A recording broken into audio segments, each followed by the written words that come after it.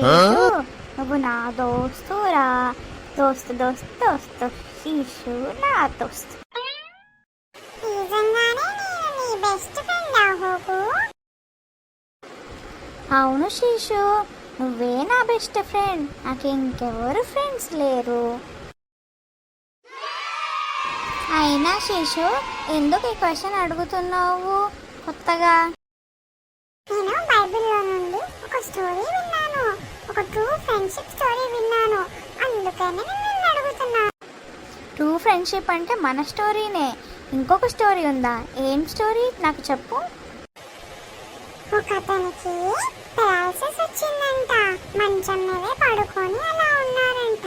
అయితే అతనికి కొంతమంది ఫ్రెండ్స్, 4 ఫ్రెండ్స్ ఉన్నారంట.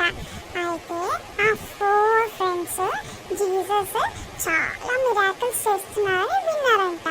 ఆ 4 ఫ్రెండ్స్ బెస్ట్ ఫ్రెండ్స్ వీళ్ళందరూ ఏమనుకున్నారంటే, మన ఫ్రెండ్ పెరాలసిస్ వచ్చింది కదా, దేవుడి దగ్గర తీసుకెళ్ళి జీసస్ దగ్గర తీసుకెళ్ళి హీల్ చేయమని అడుగుదామని చెప్పేసి తీసుకొచ్చారంట.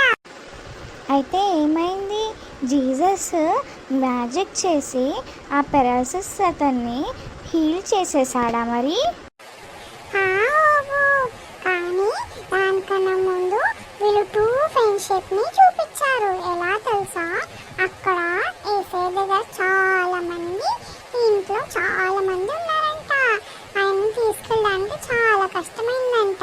అయితే ఈ 4 ఫ్రెండ్స్ ఏం చేశారంటే, ఇంటి మీదకి ఎక్కి అక్కడ పైన ఉన్న ఇంటి మీద ఉన్న వాటివన్నిటిని తీసి ఈయనని మంచం మీద పడుకోబెట్టి మంచానికి తాడులు కట్టి పై నుంచి ఇంటి కప్పులో నుంచి కిందకి వేసే దగ్గర దింపారంట. అవునా, వాళ్ళు ఎంత గ్రేట్ ఫ్రెండ్స్ కదా. సరే, దాని తర్వాత ఏమైంది? జీసస్ ఇదంతా చూసి ఆయనని హీల్ చేసి ఈ బరువు ఎత్తుకొని నడువు అన్నారంట. అప్పుడు ఆయన కాళ్ళు చేతులు వచ్చేసాయి. వీళ్ళ ఫ్రెండ్స్ కూడా ఫుల్ హ్యాపీ అయ్యారు. జీసస్ ఎంత మంచివాడు కదా, ఎన్ని మిరాకిల్స్ చేశాడు కదా. వాళ్ళ ఫ్రెండ్స్ కూడా ఎంత మంచి ఫ్రెండ్స్ కదా. అవును బాబు, నువ్వు అన్నది కరెక్టే. కానీ నేను ఇంకొకటి విన్నాను. మనకి ఒక ట్రూ ఫ్రెండ్ అంటే ఎవరో కాదు, జీసస్ అంట. ఆయన మనం బాధలో ఉన్నప్పుడు మనతోనే ఉంటాడంట. మన కష్టం వస్తే మనతోనే ఉంటాడంట. మనం ఏడుస్తుంటే ఆయన చూడలేడంట.